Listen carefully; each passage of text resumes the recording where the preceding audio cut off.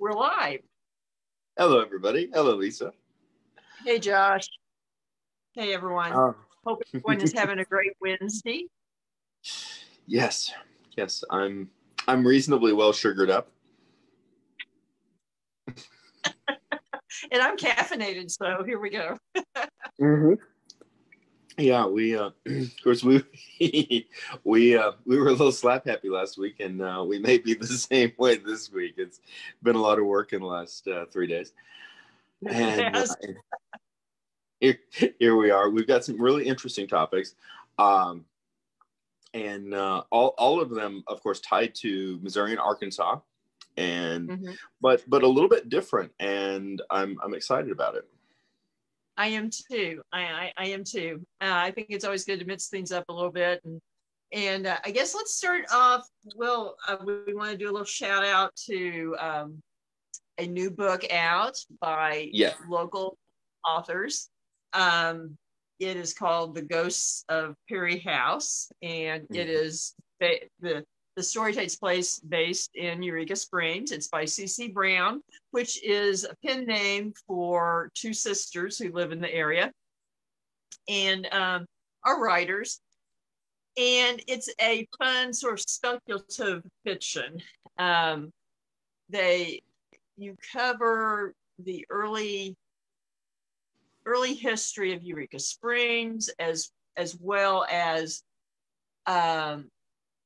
the haunting of the Basin Park Inn, which sits on the grounds of earlier hotel, which was the Perry House.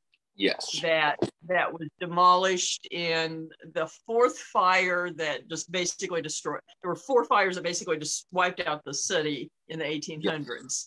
Yes. And it was wiped out in fire. And so then the Basin Park was built on it, which is very haunted. And C.C. Brown has incorporated the real history with two storylines. One is a speculative history of one of the ghosts in the Basin Park that's known as a cowboy. And they're very, I like the way they approached it. They said, a lot of people think it's this person who is, kind of famous and prominent and upstanding citizen, but you can take it different ways. And so they have a alternative history where the cowboy wasn't quite so upstanding and clean cut. And then they pair it with a storyline set in the present time of ghost hunters experiencing the Basin Park, and then dovetail them together for a resolution. I think that's exciting. Of course, the Basin Park Hotel was built in 1909 in downtown Eureka Springs, right next to the appropriate Basin Park, Basin Springs Park. And it's one of my favorite hotels in the region. I've stayed there twice. I've been in there multiple times, eaten at the balcony restaurant multiple times. It is an incredibly evocative location, to say the least, and got two of the best tours in regards to Eureka Springs history at the Basin Park Hotel.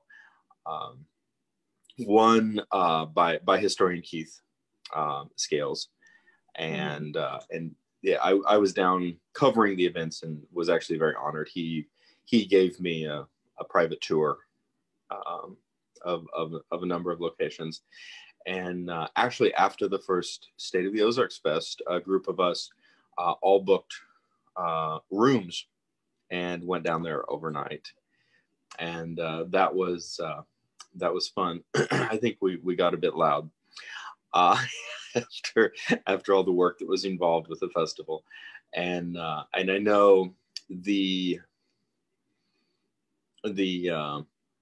went on the ghost tour, the cowboy was mentioned. One member of my party, who I have a great deal of respect for, and also for his rather punchy sense of humor, then proceeded to spend the rest of the tour speaking like John Wayne, simply because the cowboy was brought up. And I don't think that the tour guide at the time, who was not Keith Scales, was terribly amused by that. So those are some of my recollections for the Basin Park. Well, I think, that's, I think it's really interesting to kind of come up with a very fun, interesting backstory that, still has connection to history and locations, and then pair it with basically a modern, the modern take of someone also trying to explore those and experience those locations. And then dovetail it. I'm not going to give away, spoiler, but it's a fun. It's a fun read if you're interested in hauntings. If you like speculative fiction, alternative history, it's a fun read. I think you'll enjoy it. Ghosts of Perry House by C.C. Brown. It's available on Amazon, and we highly recommend it. Absolutely. Well, and something that I think as a writer, a researcher on these topics, I'm not sure if did we freeze up?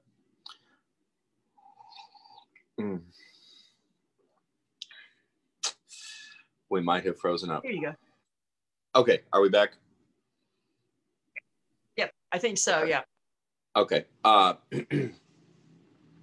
Something that as a writer and researcher on these sorts of topics, especially in regards to paranormal activities, it's typically like small snippets, small incidents that oftentimes do not fully, or in terms of our perspective, it's difficult to collate them into a larger narrative. So I think a book like this can be really not only very interesting, but also really helpful in all, understanding the fiction elements, but assisting in contextualizing a larger narrative.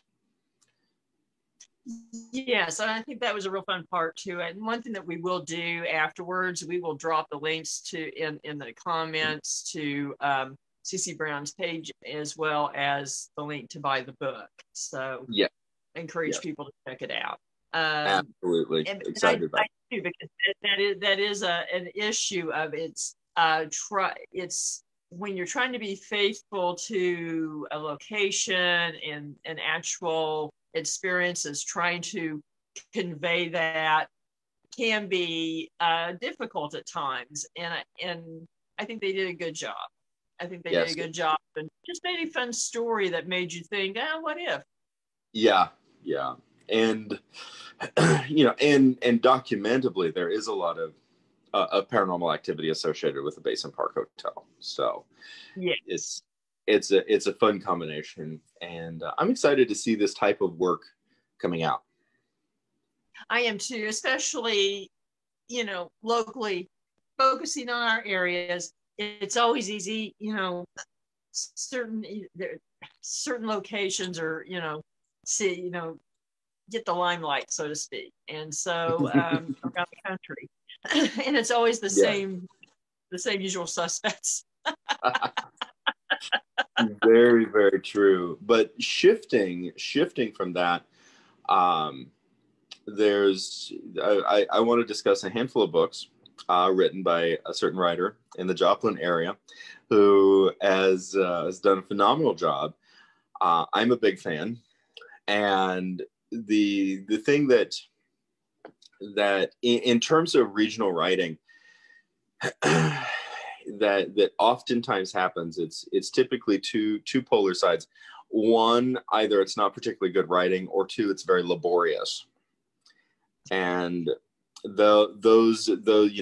the last 15 years as editor-in-chief of State of the Ozarks, I've been presented with a lot of those works. I don't read as much regional work as some might think, because a lot of it is not as good as I would like it to be. That sounds arrogant, but it's true.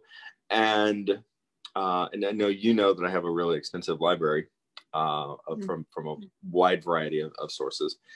But a book series that I really, really like, because it is regional and it is also incredibly accurate, but it does not sacrifice interest. It's very interesting, is of course the book series that you've authored. Oh, well, thank you. I'm honored by that. And I'm going to be honest. So yeah, I just write. I think about what you see so many of those questions of how do you do that and what's your formula and how, and I just write what I would want to read. Yes. That I find interesting. And that sounds a little vain, but but it is, I think, something that oftentimes does get genuinely lost in the process, is that, historical accuracy is crucial, but the work has to be palatable to an audience.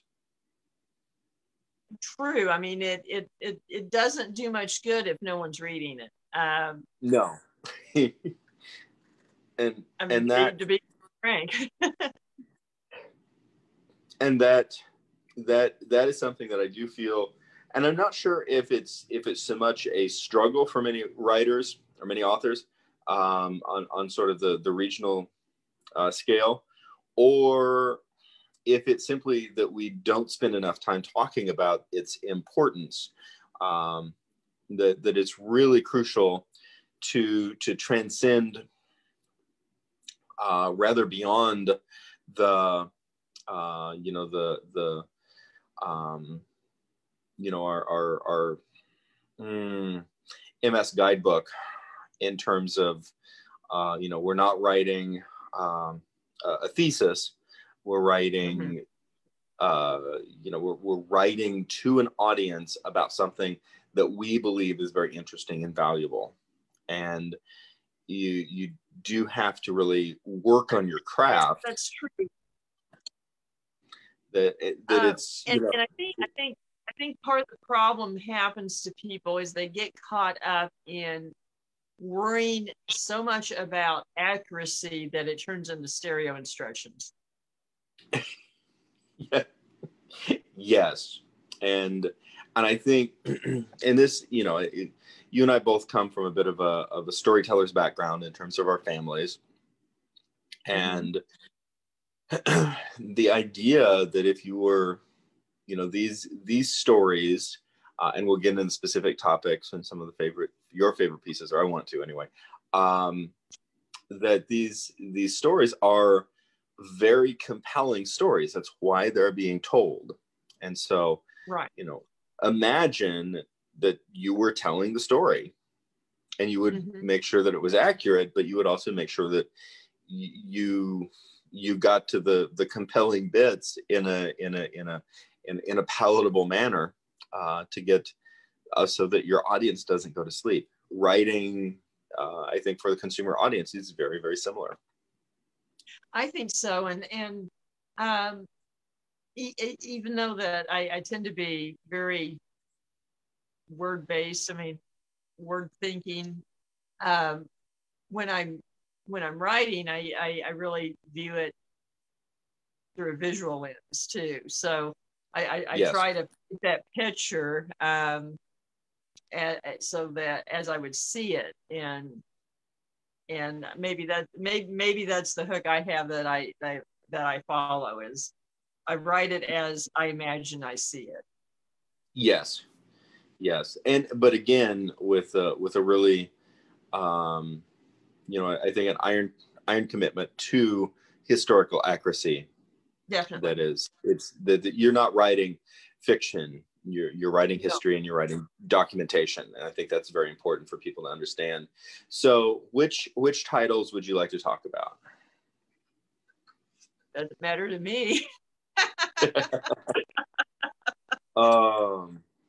There's Well, Wait, let's just go down the list. okay. The first one is Civil War Ghosts of Southwest Missouri. Mhm. And in some ways, I think that's the one I had to worry so much about, even the most about being, Mhm. precise as far as facts. Yeah. And even then, I think one thing that people forget is that when you're dealing with history, there's facts and there's facts, because there's, and particularly in the Civil War, there were different people perceived events differently based Yes. on their situations, their allegiances, and so forth. And so I really tried to be empathetic towards how everyone involved would view a situation, and try to portray it as fairly as possible, with it, and not be a, take a side or a slant. And that can be hard to do, but Yes.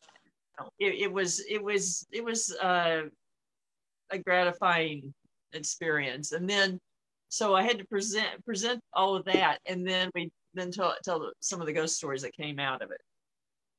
Yes. Yes. And then what other topic? I want to get a complete list for everybody so they know what to go get on Okay. Amazon. Then Haunted Joplin. Yes. Haunted Carthage, Missouri. Yes. And Missouri's Wicked Route 66. Yes. Gangsters and Outlaws on the Mother Road.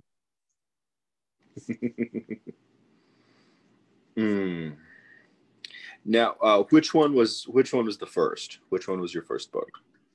Civil War Ghosts. Okay. And what prompted that?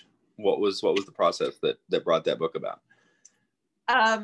Well, I've been a writer forever. I just hadn't, and ironically, I'd had poetry published, which I'm not really a poet. And whenever I've had poetry published, it was basically on a dare.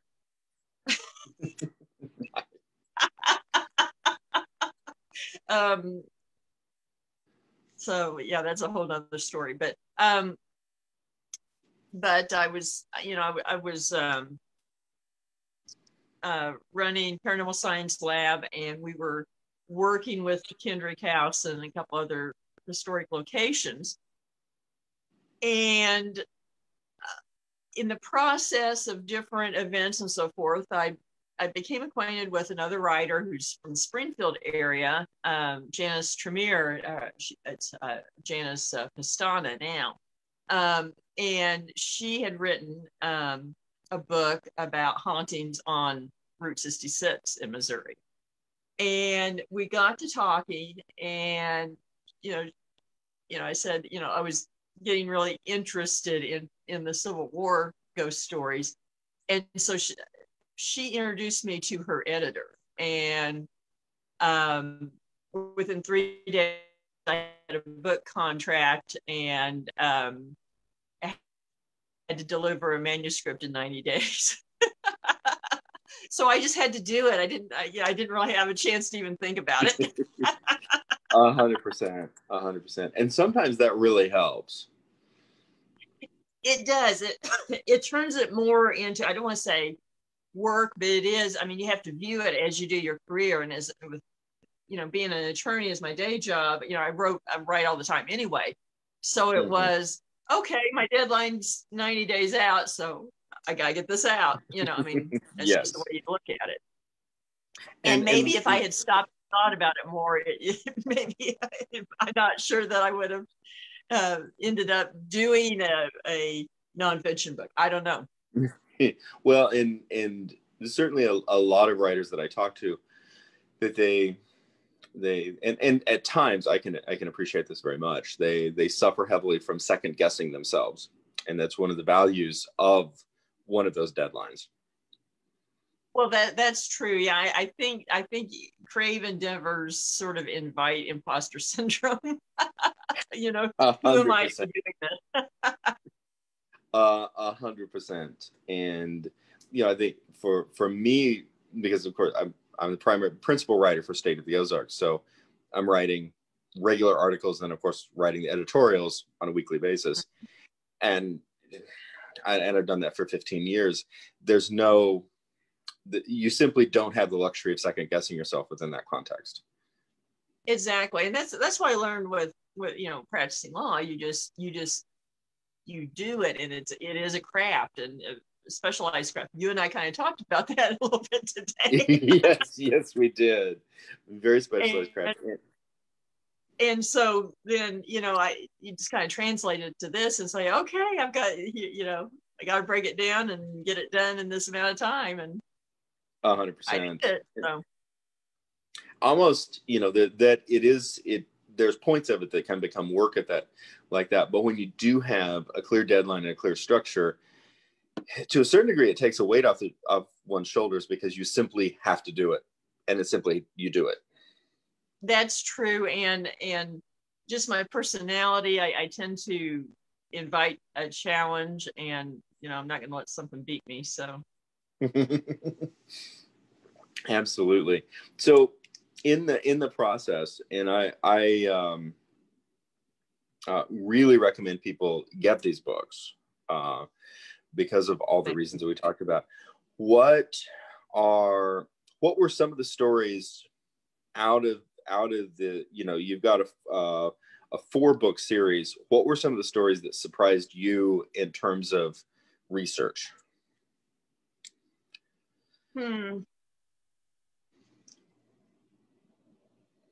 I think one that I think in a way that kind of it did and it didn't was just, and this is a little broader statement than maybe just one story, is that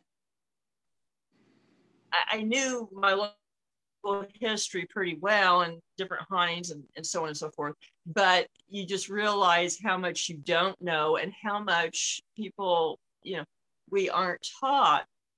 And with the Civil War contests, it really hit home how much the Western theater is sort of, I don't want to say neglected, but kind of, it gets a footnote generally. It does. I would posit that the Western theater of the Civil War, which was just strategically extraordinarily important before you even get to, for example, a casualty count, is typically very truncated in our books, in our traditional history books. It is. Well, traditional history books, I mean, they divide them up by casualties and, major movements of territory lines, front lines for one side or the other. And that's not how the Western theater really operated. It was so much skirmishes and guerrilla warfare. It was much more akin to the Southern campaigns in the Revolutionary War with the guerrilla warfare. Such as that were popularized more recently, like the movie The Patriot, and when people watch that about the Revolutionary War, well, that characterized the Western theater a lot more. And it wasn't as, not that any of it was tidy, but it just was not as clean cut, as far as a concise narrative. And I think that's one thing that happens in history classes, particularly K through high school, is it's chopped up into what is easily memorized. Yes. I would agree. And so you don't get into more of the nuances of history until college, and really only for those that really delve into higher level courses, because you're not going to get it in a survey course either. No. It's typically information that is, and that I think that in and of itself brings up a really interesting point, which I want to come back to. Um, typically, one has to be comparatively obsessed with history before one gets to the really juicy parts that are interesting. Now, True. I have had a lifelong interest in history, and I know you have as well. So I think speaking for myself only, but I think we have a shared similarity on this. The quote unquote boring parts is just something to work through because everything else is so interesting. Yeah, pretty much. Pretty much. And I, and it's the thrill, the chase of finding those interesting things that Yes. people don't remember, people aren't taught, and then people are shocked when they hear about them. Yes. Uh, and as far as some of the real life events, say just the brutality of civilian life in the Civil War was the things that happened were atrocious that they never talk about really. Yeah. And then the flip side, you get very interesting ghost stories and lore out of that time period. Agreed. And I had a conversation with a good friend not long ago that we were discussing, these destination haunted places that people go. And so many of them, they're prisons, they're asylums. And guess what? The stories are all the same. The apparitions are all the same. And the comment was, like, well, destination asylums, boy, that nurse is really tired because she's running from asylum to asylum for each of these tours. Oh my God. It kind of sums it up because it becomes almost generic. And but you have some that are pretty specific, and I think that the Avila story is one of those. Dead Man's Pond, certainly. And in both of those cases, I just love the irony involved in the stories. That the sort of the bad guys, so to speak, coming to terrorize, and it didn't quite turn out that way. No, it speaks to I think it speaks to the savagery of the environment, of the situation. Certainly both of those are stories of the hunters becoming the hunted, and there is something very eerie, and certainly it's happened many times. We think of, to a certain degree, vigilantes, sometimes mass vigilantes, defending one's territory, that sort of thing. But in some cases, certainly during the war and in sort of the environs around that space, of otherwise, very stalwart, upstanding citizens of the town coming together and forming a hunting party, but instead of deer, they were hunting men. Well, yes, and sort of if people want to look at pop culture, it's Predator, but yes. Yeah. So imagine, if you will, if you took the film Predator and took the film The Purge, put it together and set it in the 1860s.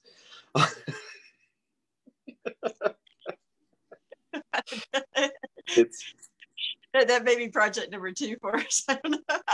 It might be. The other thing that I think is really, really fascinating, and many people, of course, already know that many bits and pieces of historic Route 66, the Mother Road, runs through Missouri, essentially following I-44, Interstate 44. What I think is interesting, so much of the sort of the pastiche of Route 66 is a bit glamorized, really, in terms of sort of that 1950s into the 1960s. Americana. Yes. And your book really deals with a lot of I keep coming back to the Jungian archetype of the dark mother, or the devouring mother, the dark devouring mother road, as opposed to the nurturing and ushering America into the future. What was that book like to write? Well, I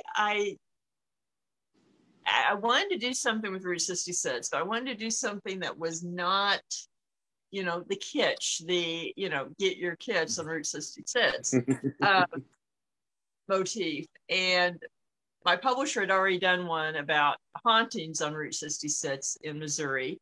And so, I thought, well, and partly maybe because of my day job, I also know that, Route 66 and, its modern counterpart it's always been a conduit for crime, for outlaws, for people trying to disappear.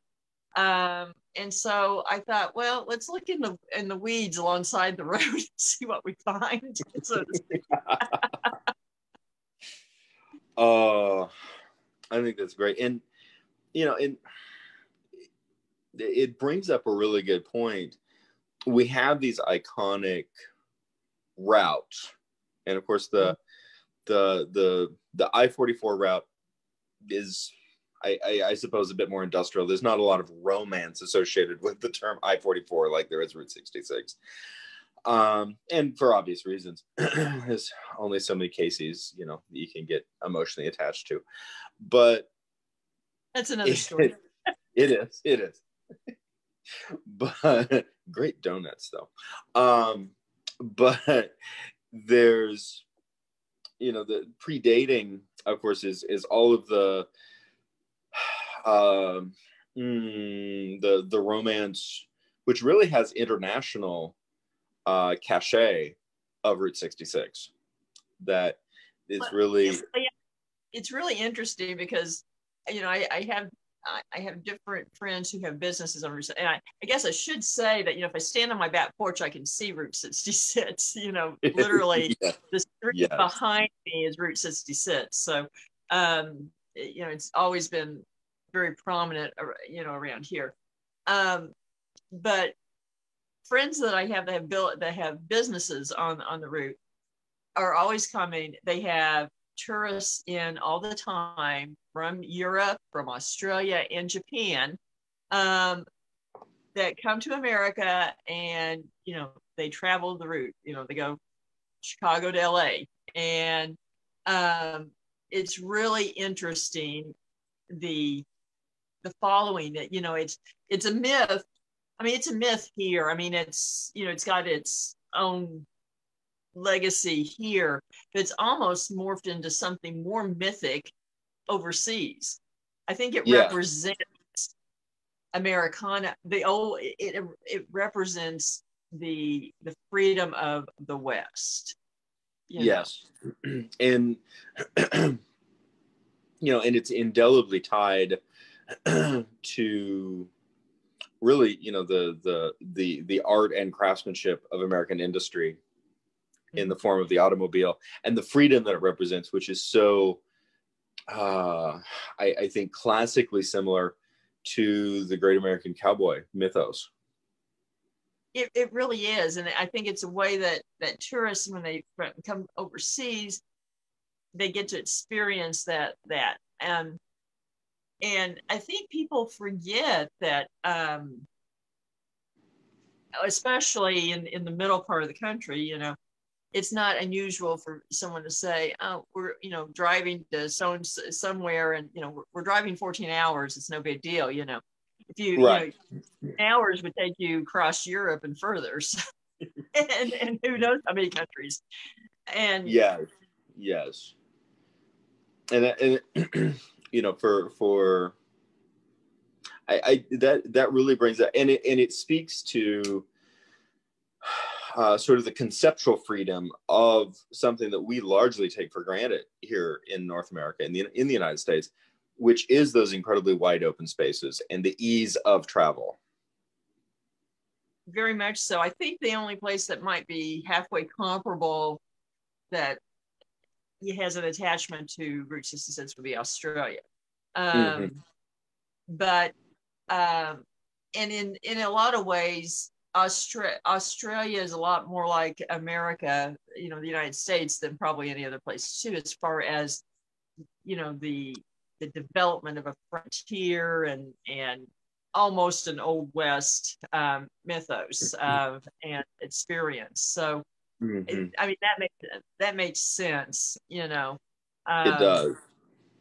You know, kind of like, you know, people here want, you know, go to Australia, go to the outback and wrestle crocodiles or, you know, whatever, you know. And grew up watching Crocodile Dundee. Yeah. Exactly. But coming back to Route 66, you know, prior to Route 66, it was, of course, in Missouri was the railway, the from St. Louis to Springfield, and then on, and then prior to that it was a dominant trail, and prior to that it was a dominant Native American trail. Yep. And, you know, so, you know, when it opened, when Route 66 opened, it just sort of put a name to a lot of things that had been there for hundreds of years. It did. And the same kind of things have happened along that route as long as that has happened, you know, crime, murder, intrigue. So yes. And that, I think, anytime that you have a space that has been the space in which one gets from one place to another for so many generations, there's, of course, the capacity for a lot of I suppose once it's happened and it's gone and it's no longer impacting us, a lot of romantically dark and scary things happening within that space.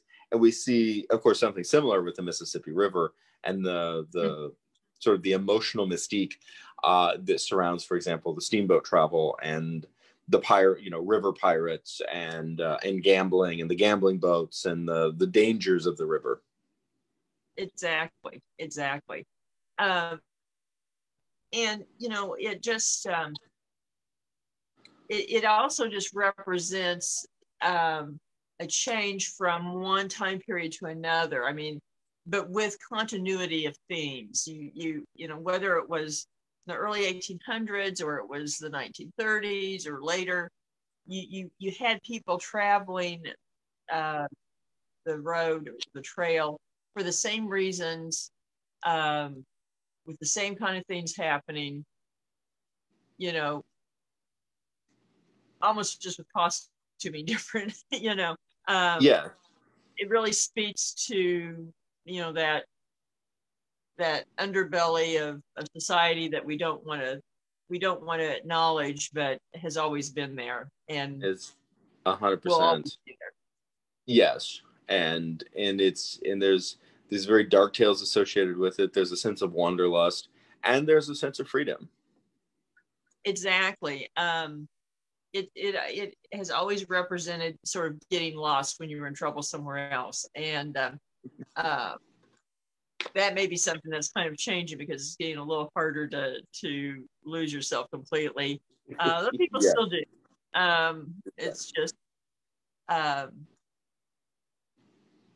becomes harder and harder with time to live off the grid, so to speak, and not be noticed. It is, and especially here in the Ozarks, although again not impossible, and some people get permanently lost in the Ozarks, and apparently that's what, you know, sinkholes were made for. Well, that's very true. I mean, that's very true. I mean, there's lots of jokes in my part of the country about how many cars and bodies are at the bottom of mine shafts and sinkholes. Yes, and probably quite a few, documentably. I have no doubt. So, and of course, you know, the Haunted Joplin and Haunted Carthage. I have both of those books. I've read them cover to cover. And then what is especially neat for me, especially neat experiences as we begin developing Dark Ozarks, is then me getting the opportunity to actually go visit a number of these places in person after I got to read about them in the books. Okay, now I'm going to ask you a question. So what one of those locations from any of those books do you find the most interesting? One, of course, which isn't there, is the Connor Hotel in Joplin. Of course, unbelievably beautiful and welcoming Kendrick House near Carthage. And then I think one of our shared favorite stories of a villa. Yeah. Those are huge standouts for me that I find incredibly evocative and start digging. And one of the things that I think is important, and I think it's one of the reasons, regardless of how people feel about paranormal experiences, whether they believe in it, whether they disbelieve in it, whether they're open-minded skeptics, whether they're closed-minded skeptics, doesn't matter, that we talked about the fact that the average student's experience with history is typically very dry and boring, and unless for a variety of reasons that you really get into, you know, really beyond undergrad work, history typically remains a bit stale. That folklore and especially ghost stories is the everyday person's access to history that is compelling.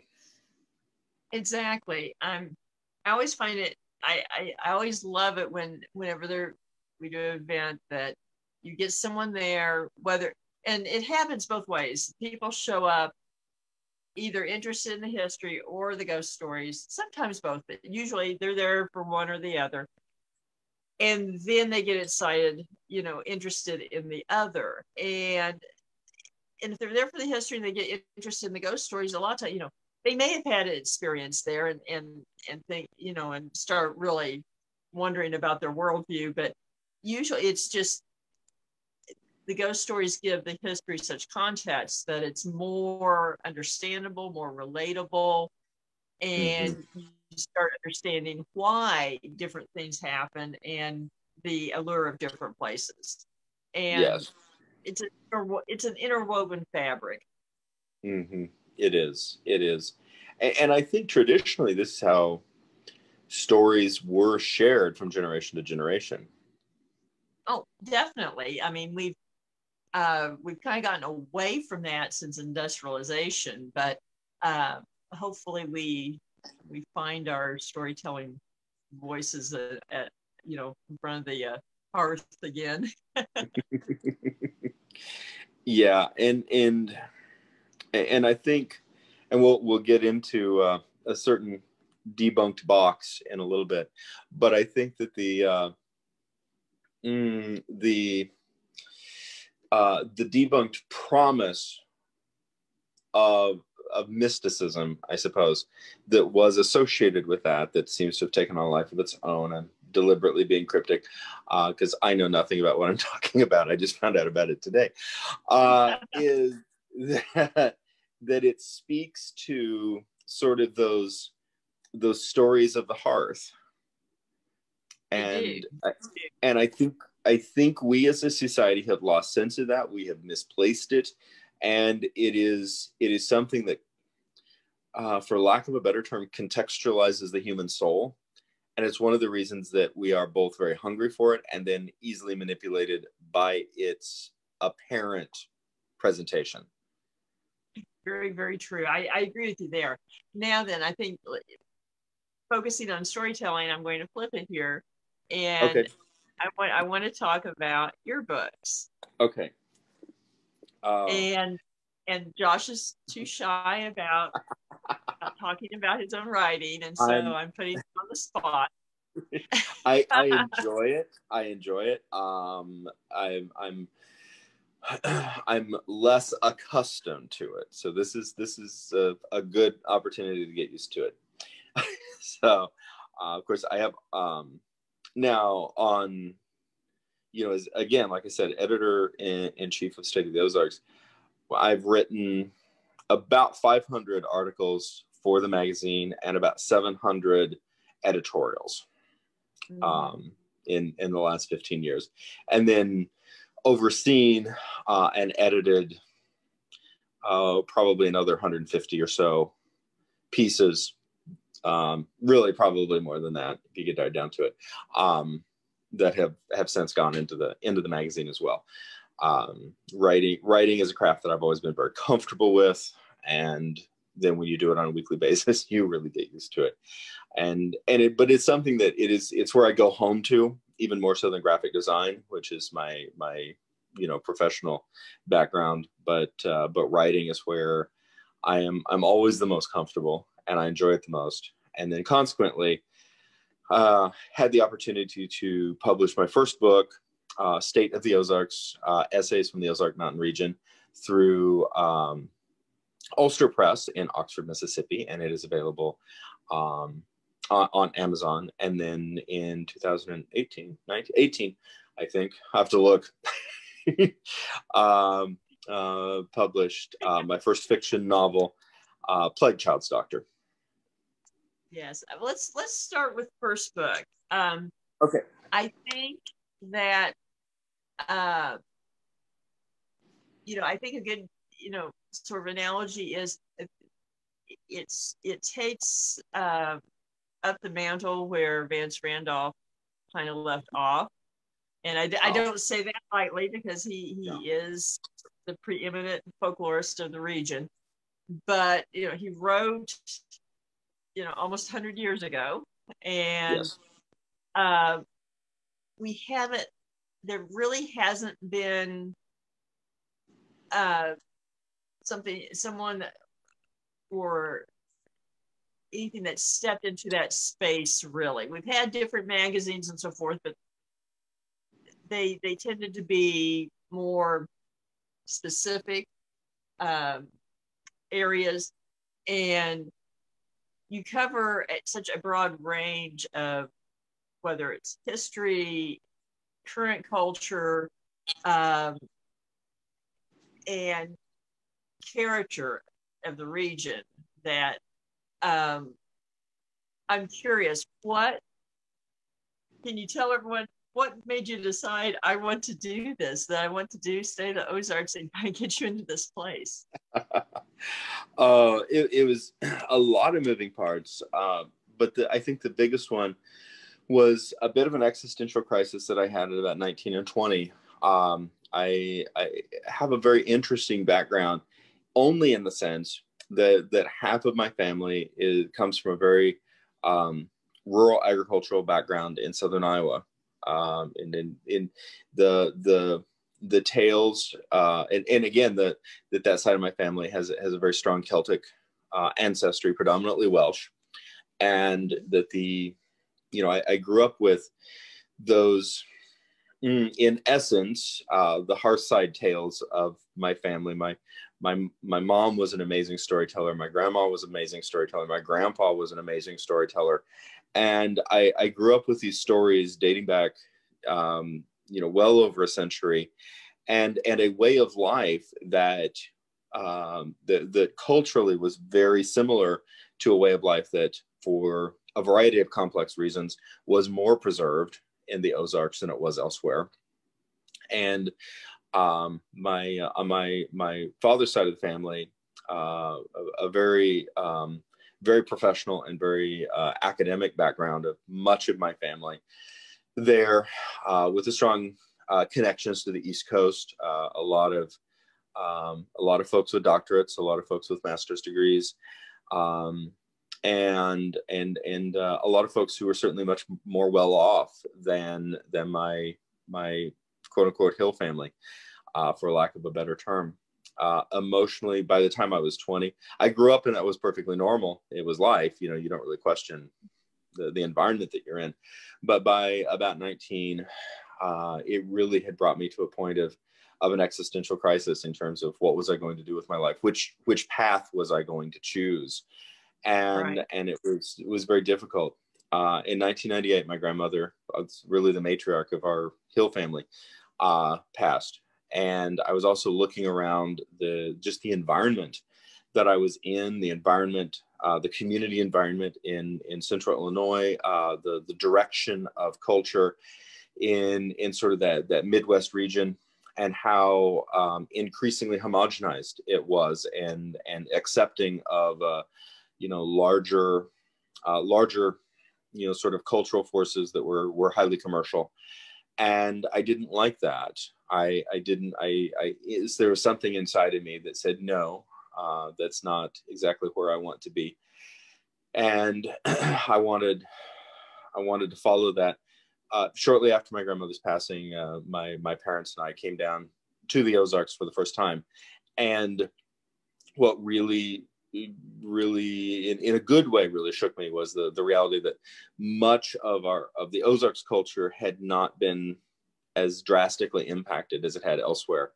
And it really spoke to me in a wide variety of ways, and said, this is something.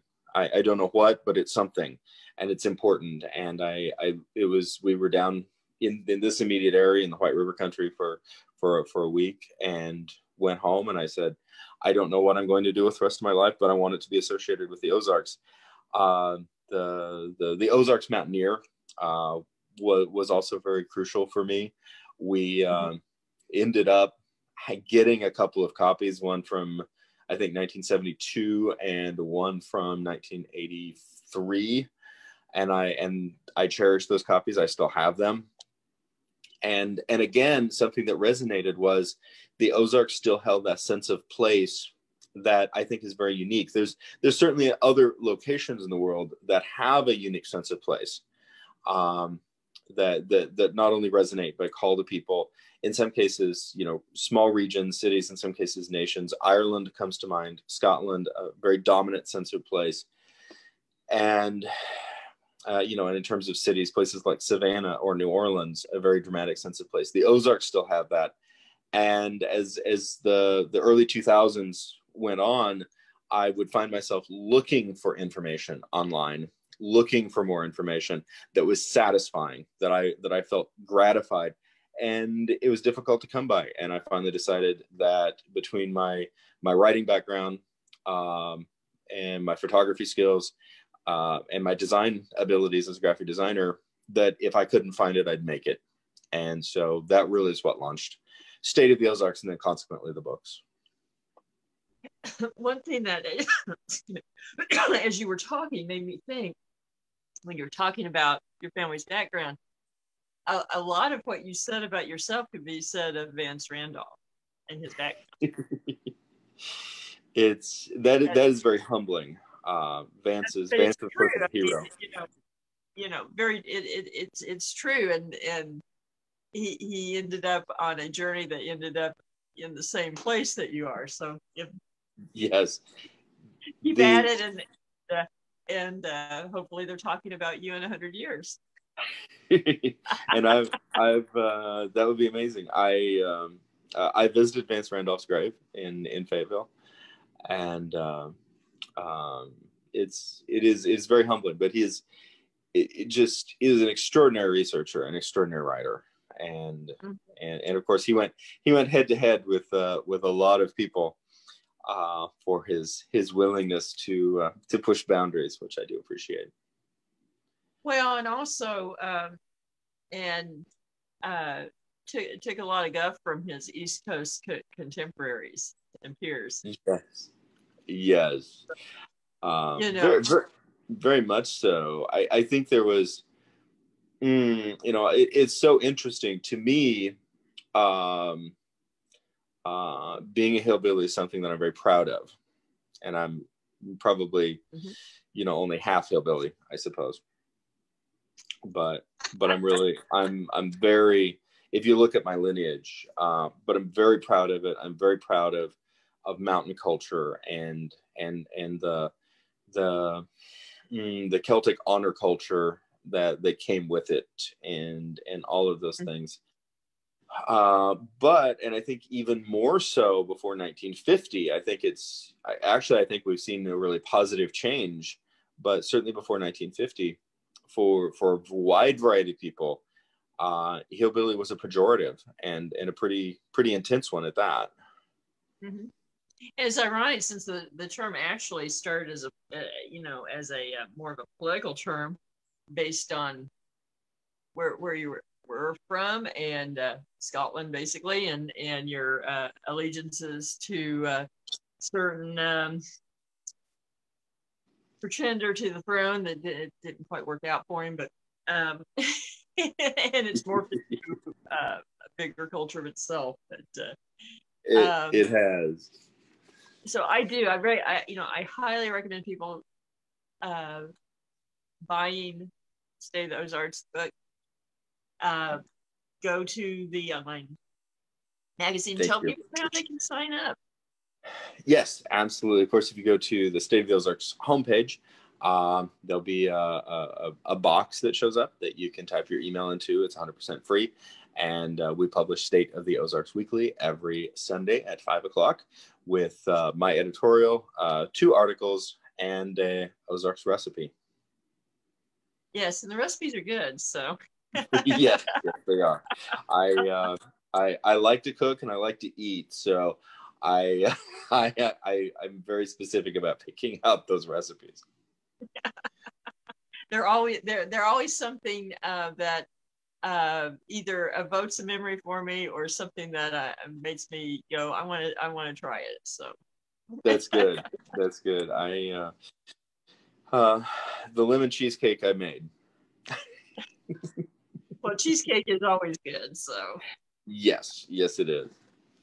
Let's jump over and now we've talked about my published book and this book, that it's all it's nonfiction. Let's talk fiction and storytelling. And Plague Child's Doctor. Okay. Well, this one I actually grabbed, so I have a prop. Plague Child's Doctor.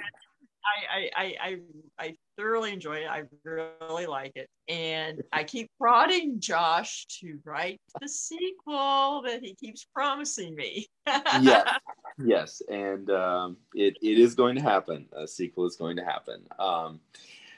There's a lot of really interesting sort of requirements that came together with Plague Child's Doctor. The biggest one was that I was tasked to write a novel writing class, or to teach a novel writing class in, hang on. For if anybody wonders, I really have, I can tell you, the meal that I ate in St. Augustine, Florida in 1987 in October, but I really have no idea what year it is and what year I published my book. 2018. That sounds like a novelist. And in case anybody wonders, it was grilled mahi-mahi with fresh steamed vegetables with a homemade cheese sauce on top. Sounds good. But it's very good. But so 2018, I published Plague Child's Doctor in 2018. In 2000, several things came together at once. In 2017, fall of 2017, I was tasked with teaching a novel writing class for the Veritas Homeschool Co-op in Branson. And there's only one problem. I'd never written a novel. So I thought, this is a wonderful time that we need to start. And so that was... It's kind of like what you said earlier about having those deadlines that forces you to do it. Yeah, it did. It really did. And I did not finish the book during the class, but I probably got about 80% of it done during the class, so I could relate to the students in terms of sharing. I was very vulnerable in that, just saying, this is what I'm going through, so here's what I'm learning along the way. And it is of course 100% fiction. I started with a couple of key elements that I really wanted to incorporate. One of them was just because it was juicy and visceral, and the other was because it was a nightmare that I had that I was never able to get out of my head since probably about 2000. So, you know, it had stuck in my head for 17 plus years. And something about haunted circles. And then I really just started doing my best to put all the pieces together and tell what I thought was a very compelling narrative. It took me a long time to really define the genre, and the one that I've really landed on would be Americana horror as a concept. But I'm not a big fan of gratuitous horror. So it's horror in the sense that there are some very horrific things that happen in the book. It is an adult fiction book. It's not juvenile fiction, although it's comparatively short. It's about 41,000 words. And it, to me, just ultimately ended up being a very satisfying narrative with some characters that spoke heavily to me personally.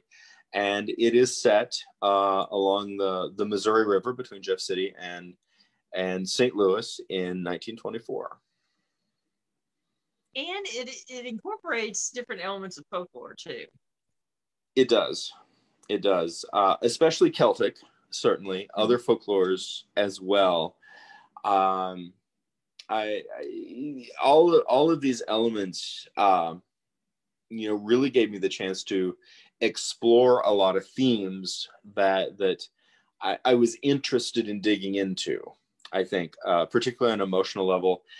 And something that is really striking, particularly with Celtic mythology and Celtic folklore, is sometimes it's very dark, but a very often mischievous and sometimes very playful ambiguity. There's ambiguousness is a very heavy theme in Celtic mythology that you don't see as stridently in other mythologies, and that was very appealing.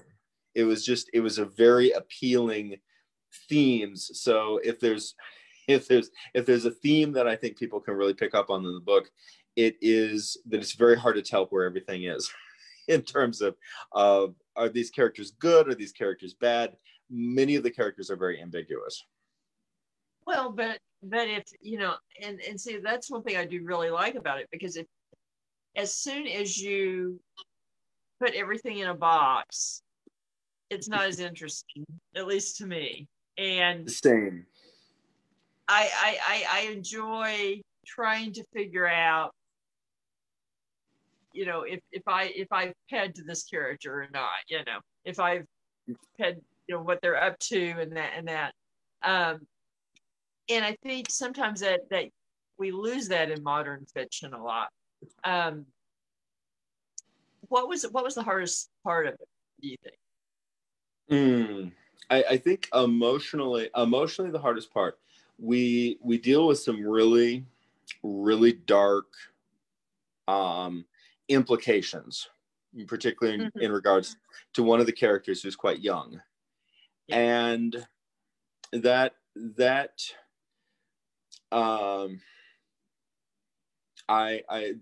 was a very soul searching moment, because I had mapped out a lot of what was going to happen potentially, and in order to raise the stakes of the narrative, things had to be really bad.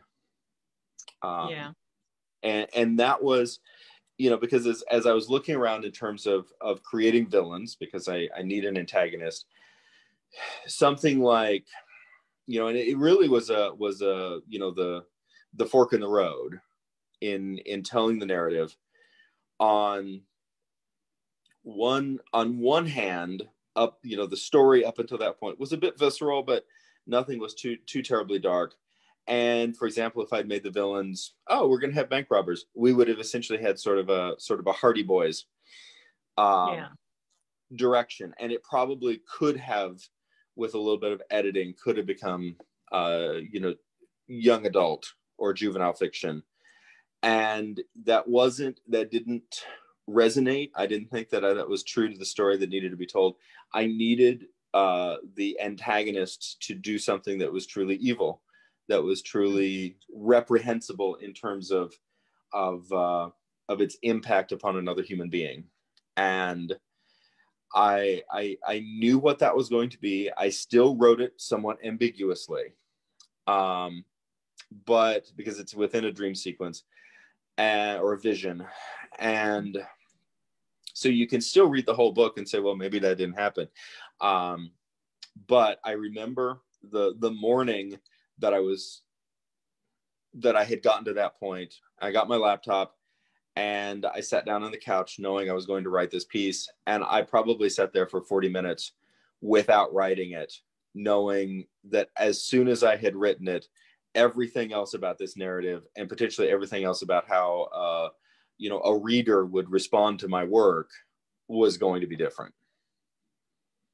Well, and isn't that true? I mean, things kind of take on a life of their own when you're writing them. They do.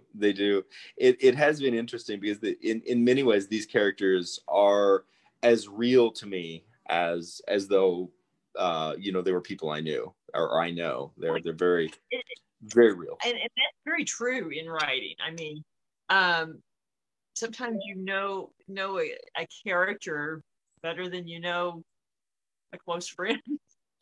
You do. You do.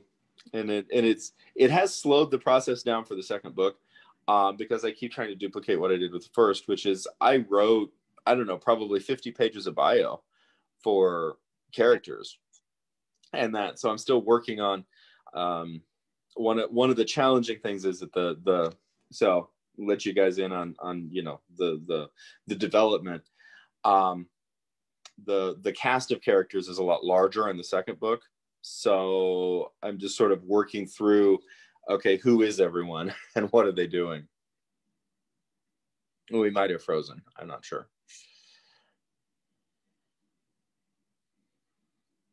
There we go. Okay, good.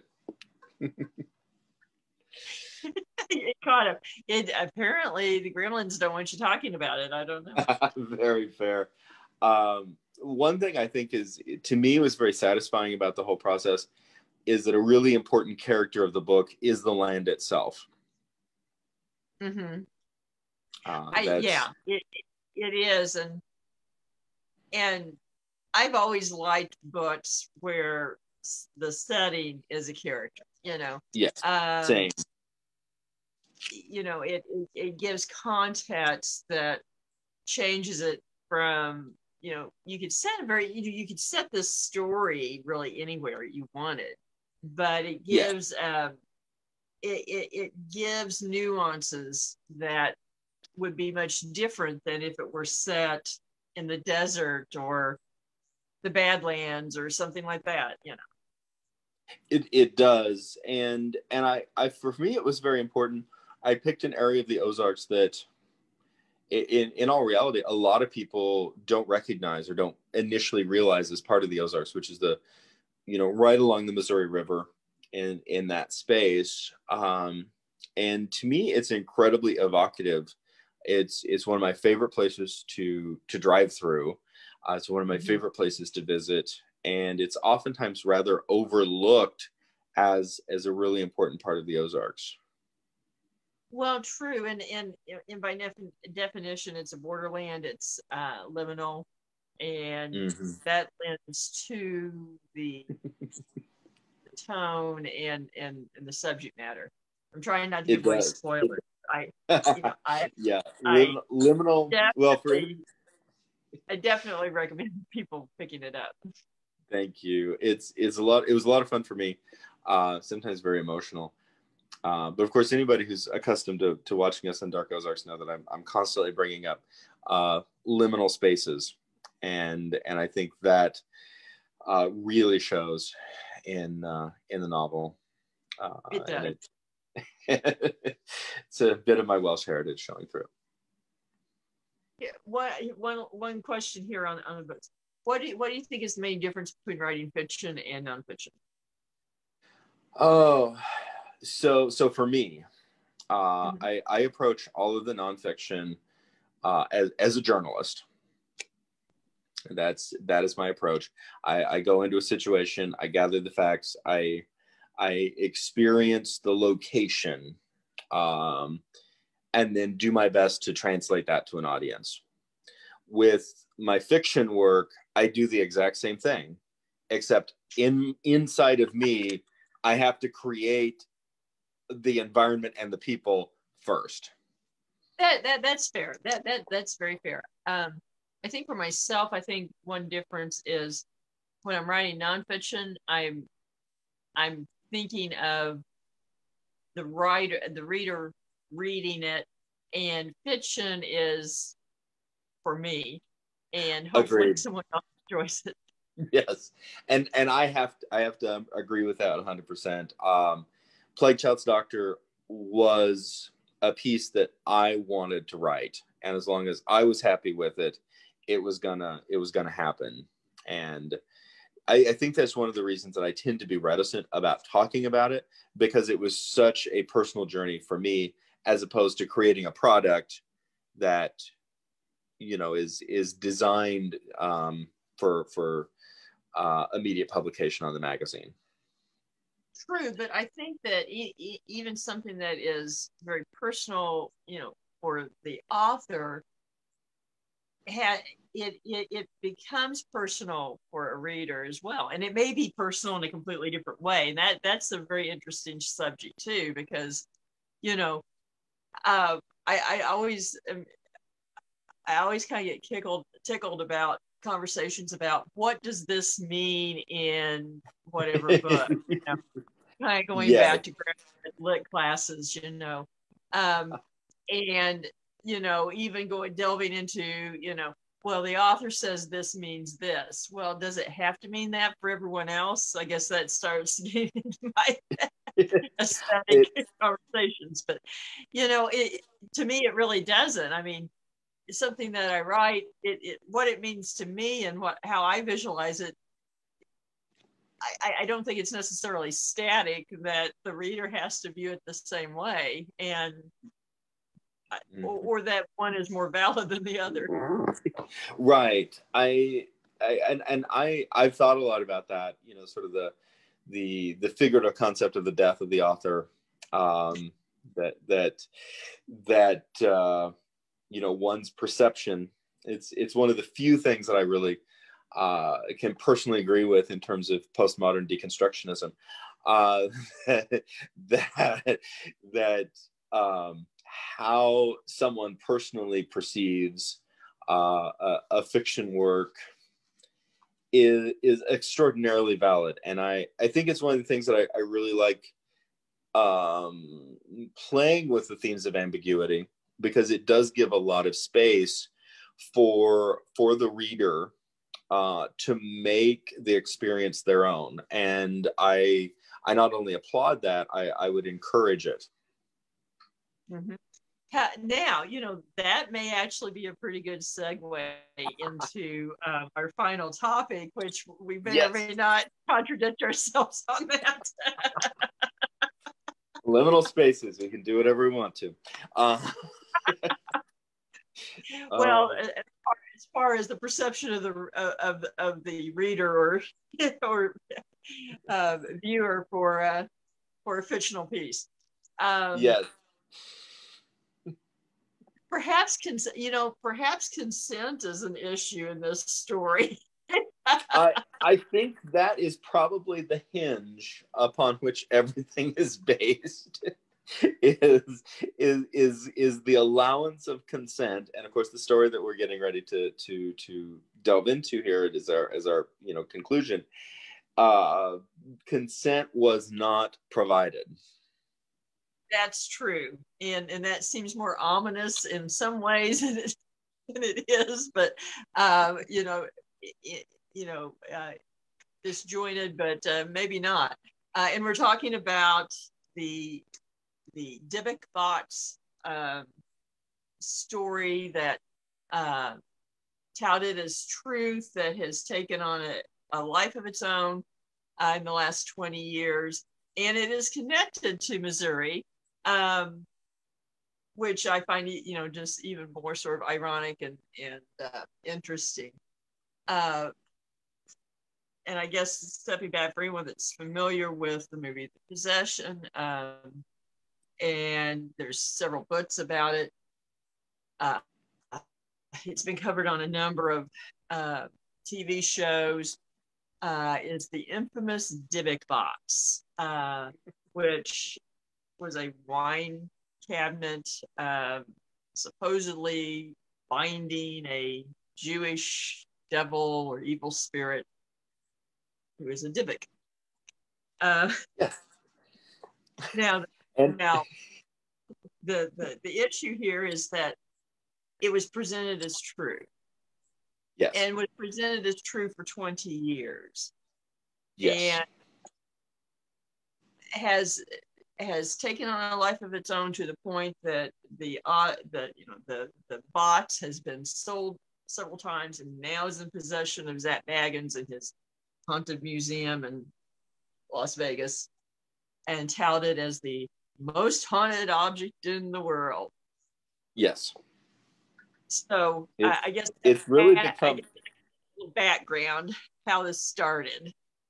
And it's really become its own celebrity. The box itself, I think you could call it its own paranormal celebrity.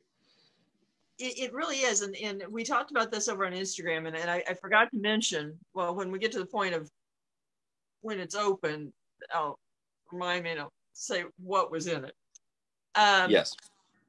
But it starts out roughly 20 years ago with Kevin Manis, and he was out in Oregon, and sort of when you're over time, as you looked at this story, there were a number of red flags, and one of them was, okay, his background was he was a writer, long history in the entertainment business, etc. And the story of the Dybbuk Box comes to the public via eBay. Yes. He basically puts it up for sale on eBay with a very long, involved description that basically spawned a cottage industry of selling haunted items, particularly dolls, on eBay. And if you want to go down a rabbit hole, go search haunted and cursed items on eBay. And most of the descriptions will pattern the format that Manis did with the Dybbuk Box. Go into this nice, compelling narrative. He finds it at an antique sale. It belonged to this woman who was a Holocaust survivor, and most of her family died. She escapes to Spain with a couple of items, and one of them is this wine cabinet that has been, locked up, supposedly, closed, locked up, sealed with spell, etc. And has kept it with her all these years. And now she's passed, and he buys it from her granddaughter, and who gives the ominous, warning, don't open it. So he takes it home and opens it. And of course.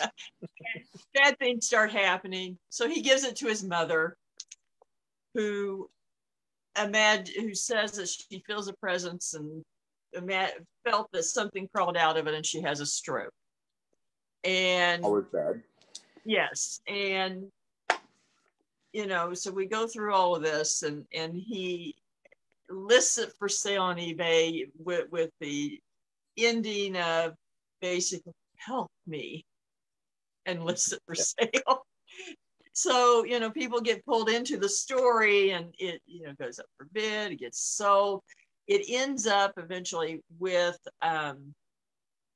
Jason Haxton, who was a curator of a museum in Kirksville, Missouri, and ended up in Missouri. And Haxton went on to document various things that happened with the box, and enough to fill a book. I think Haxton wrote a book about it, and over the course of time, it developed the reputation of, being so dangerous and so haunted, and this Jewish demon is in it. And, you know, a Dybbuk is in Jewish mysticism is an evil spirit. In some versions, an evil spirit or a trickster, or maybe, you know, to the point being a demon, Yes. and may be able to possess a person. So the story went, was put in the box, and when they opened the box, there were 2 wheat pennies, 1925 and 1928, which would predate her coming to America. So I'm not sure why it was American pennies that were in the box that would have happened either in Germany or Spain. But anyway, and then a stone that had Shalom written on it, and then the Shema prayer on the back, which is a protection spell. Mm-hmm. And but so no, you know, it's not like there was something else in there. No real clear anecdotes of, you know, manifestation, that kind of thing. It's all very vague and that kind of thing. And so from the very beginning, you had a lot of kind of warning signs that, wait a minute. One being that you didn't have this lore of containing a Dybbuk in a box, particularly a wine box. You know, that just kind of sprang up in 1998, I think it was, when Manus wrote the story. So we went from the Kabbalah and mysticism 2,000 years ago to a wine box. And, you know, that left a lot of people scratching their heads, and I was one of them. I was like, well, okay. But it has a lot more in common, the story does, with, you know, a voodoo tulpa or something like that. When we were on Instagram, someone asked if it was a golem. And Yes. A golem is something distinct from a Dybbuk. A golem is basically a conjuring that you create out of earth, dirt, and it works similar to a tulpa, in that you give it a task, and Yes. hopefully it's specific, because they become distracted and kind of go out, you know, do their own mischief, but still within the parameters of that intention. So, you know, this juggernaut is created. And I can say that I'm not going to mention people involved. I mentioned this earlier on Instagram, that you know, it was in Missouri. People in the field here investigated it. A couple of them I know pretty well. That I trust them. They're very credible. They're very professional. And their reactions to me, even, you know, off the record, were, I'm not going to talk. And it just didn't, none of it rang true. You know, it was something, you know, something just didn't sit, that, you know, it just never sat right.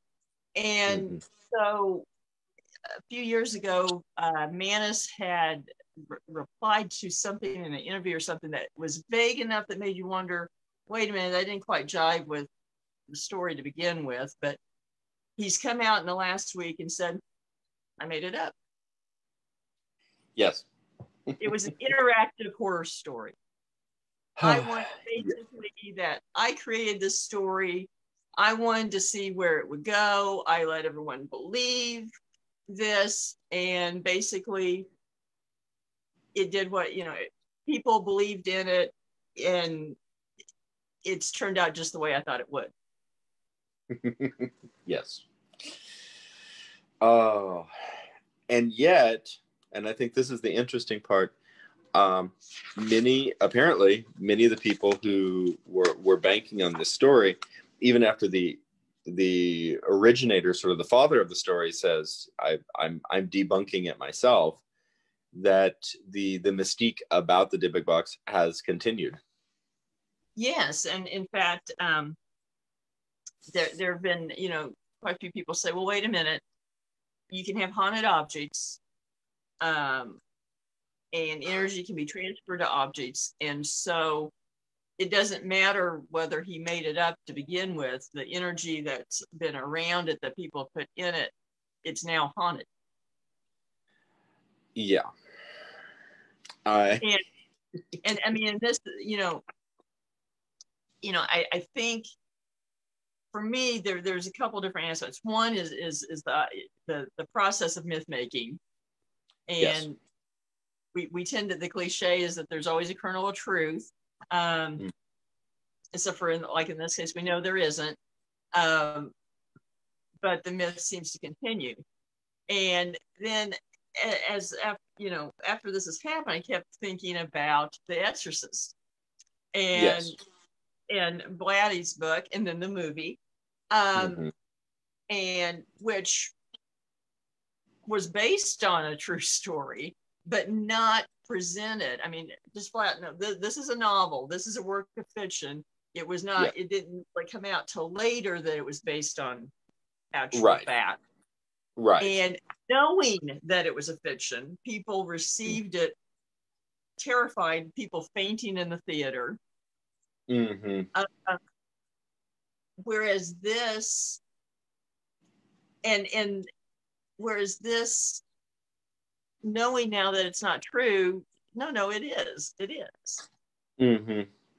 It's something, and we began this conversation at 7:00 this evening, and I reviewed my first information of the Dybbuk Box this afternoon. So I'm coming into this cold. It's kind of fun, actually. I enjoy it. I enjoy working my way through concepts, especially in group.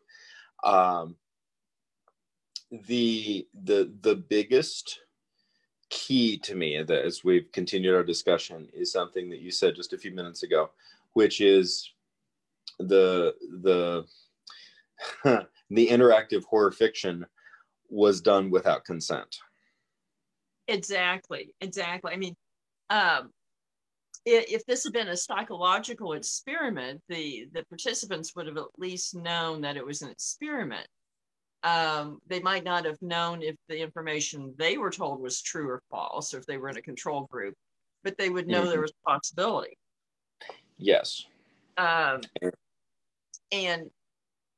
this is presented, I mean, granted, I mean, your initial source, your original source material was a eBay sales listing, but you're told this is true. Yes. And yes.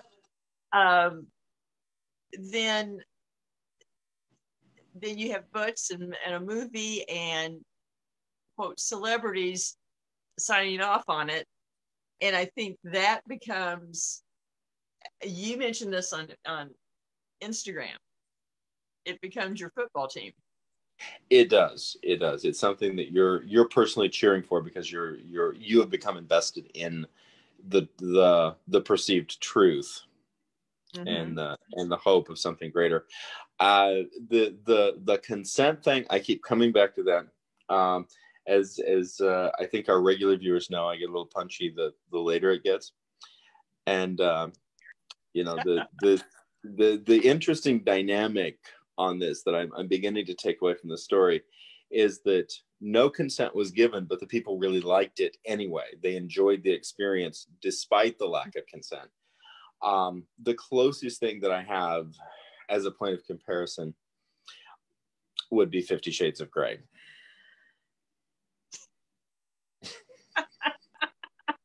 Well, that's not the one. I didn't see that one coming.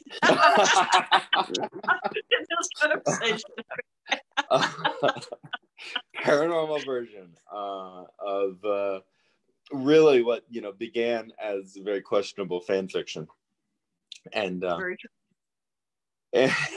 And again that and this is something that I think would be interesting as a sociological analysis. Lack of consent is a dominant theme. So there's actually a serious part of this is a dominant theme of that series, and yet people are there's your hook. Yeah. I really did have a point. That there's something that people find very attractive about that, a more disassociated or logical approach to this situation would say I've invested 20 years of believing in the Dybbuk box, and then it's suddenly the guy who presented it to me says, oh, it's a fake, and I say, oh, that doesn't matter because I'm so personally invested in this point. I have to, of course, this is still an evolving opinion, but I have to think that there must be something at least vaguely similar in emotional content of saying I'm enjoying the experience despite the fact, or even because of the fact that it's non-consensual. Well, I mean, that may be, and of course, since the revelation's just a week old, it's kind of hard to know. Yeah. But part of it, I think, is just, people not wanting to say, I couldn't have been taken, I couldn't be that capable. Yeah. And then also because aside from what, I judge about the cottage industry of haunted items on eBay, which is true. But even the Dybbuk Box has created its own cottage industry. There are websites where you can buy Dybbuk boxes and this and that. And I mean, it's become its own thing. It's now merchandisable. Right. And people, and I was kind of surprised when Zach Baggins, he did a TV special where they opened the Dybbuk box on TV, and with Post Malone, and people really got upset about that they touched the box and it was opened and this and that, and Malone said something about he didn't feel good or something, and and so that football team mentality, who I'm rooting for, who I like here, is telling me there's something here. And and I'm going to be candid. I think part of it is if we say, okay, it was a hoax from the beginning, or a story, where does it leave us if we say, there's nothing there, but they, Zach and Post Malone are standing on TV doing this, and I've got so many years invested in watching this TV show, and that's a rabbit hole that people don't want to go down. No, it is, and I think the kernel of truth is not in the box, obviously. No pun intended, but the kernel of truth is the desire, which is a very understandable desire, for the what I would consider to be conclusive documentation of something more. That's true. I'm going to take just a break here. I got a notification question. But the flip side is I mentioned on Instagram that we've had instances where authors have written books that were supposedly life stories, and there's one particular that it was on Oprah, and I can't remember his name off the top of my head now, and a very compelling, pull yourself up tight by your bootstraps kind of story, and became a bestseller. And then later it came out that he'd made it up, and he became a pariah. And I can't remember his name off the top of my head. And Oprah, disavowed it and this and that, and people were, how dare you? And it basically ruined his career. And it was an immediate sort of revulsion, how dare you do that? And we're not getting that. No, they're back in the simpler days of old timey values. We like to call things like that a hoax. In today's postmodern world, I'm not sure what we call it exactly. Good marketing, I think. Very good marketing. A moving target. Yes. Moving target. and something that might make for a good follow up on this. And this is something I think ties in very much with Paranormal Science Lab, your organization's work, is that you bring a really, really high degree of rationality and skepticism to incidences or reports, and sometimes and are willing to burst people's bubbles and disappoint them in saying no, it's I've had people not happy with me when at times because for that reason. But I think we're in a really early stage of relearning some very old things, and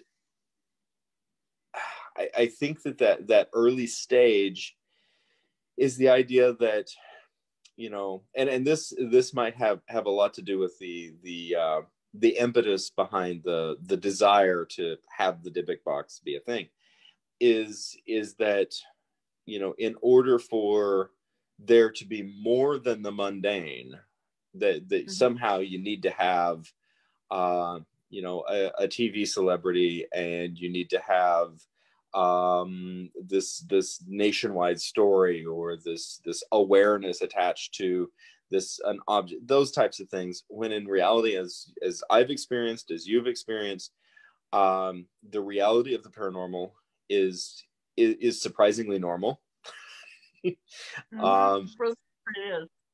And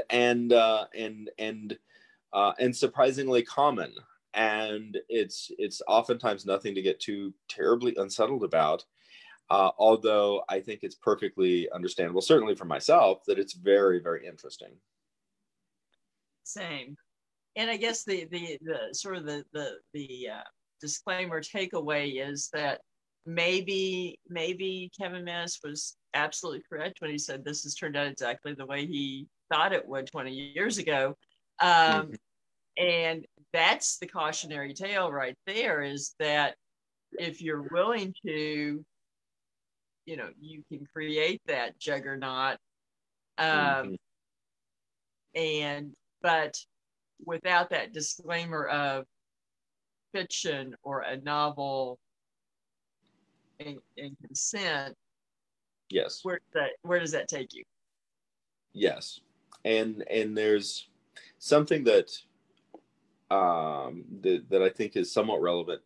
And I do think it's relevant in terms of people's response to the fiction, is that good fiction, ideally you get told that it's good fiction, coming back to that whole consent clause thing, but that good fiction will resonate truths.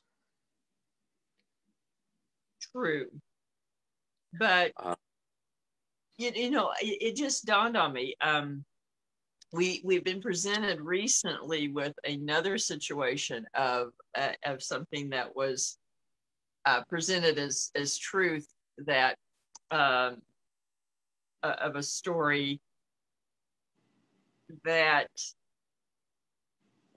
was fairly obviously fiction, but people that should have known better fell for it. And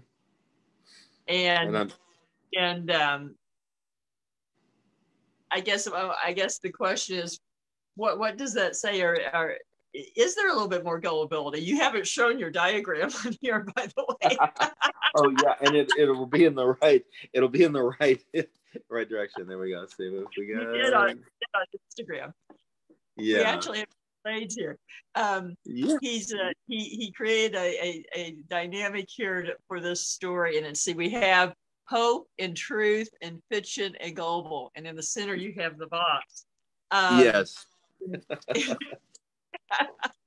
And sometimes that axis of gullibility falls on people that should know better.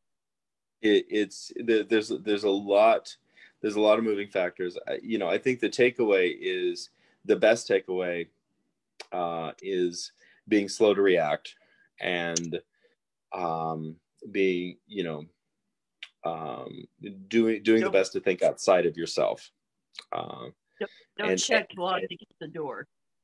No, and do the best that you can to be aware of one's own biases.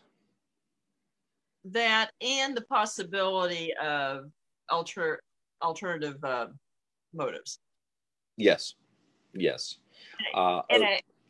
And of course, on the face of this, with the story originating in a sales listing, trying to get money out of an object, on its face there was a motive for the story. Yes. Sell something. Yes. Absolutely. And I just keep coming back to 50 Shades of Grey, and I regret that. Back for another evening, Josh. We will not be showing 50 Shades of Grey at any of our events. No. But we will be showing a horror story. We need to talk about the upcoming event and invite everyone. Yes. On July 31st. Yes.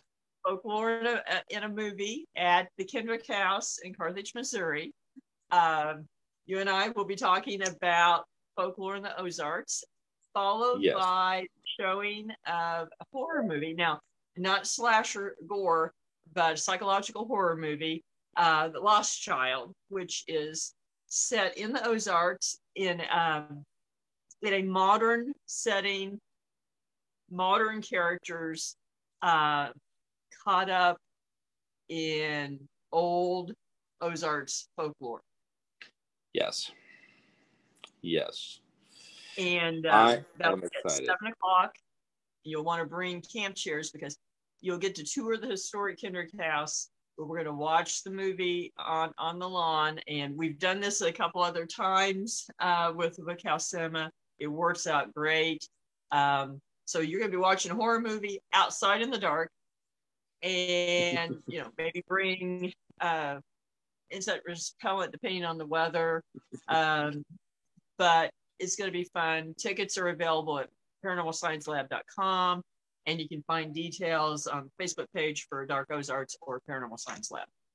Absolutely, it's going to be a lot of fun. I'm really looking forward to it, and although of course I have just a wonderful warm feeling about Kendrick House, it is very haunted, and so it's going to be interesting. It is. We may stir something up. I don't know. Yeah, and I hope they like the film. I think that's my take home. I do too. And then we're going to have some events coming up in the Hollister area as well. Yes, very excited about that, and the Rich Mansion. Yes. So we're going to have some fun. Yes, and looking forward to it. Of course, invite everybody to make plans, and you and I will be there, and it's going to be a good time. It is. So we hope everyone has a good week, and we'll be back next Wednesday. If you have questions or topics you want us to cover, let us know. We'll do our best. Absolutely. Good night, everyone. Good night. Thank you, Lisa. You're awesome. Thanks, John. It's been fun.